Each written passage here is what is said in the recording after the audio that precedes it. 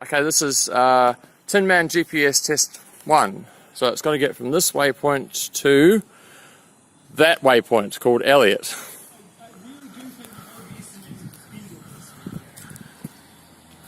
Yeah, Tinman is very fast. I'll just speed it up. I'll do a time lapse. Boom.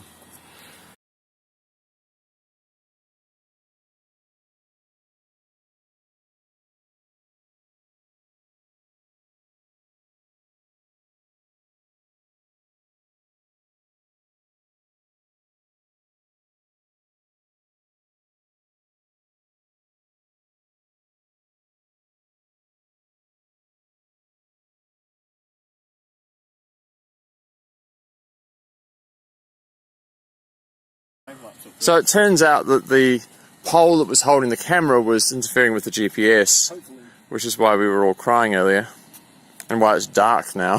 So this is GPS test, so it's got to go from there all the way to that waypoint right over there. Okay?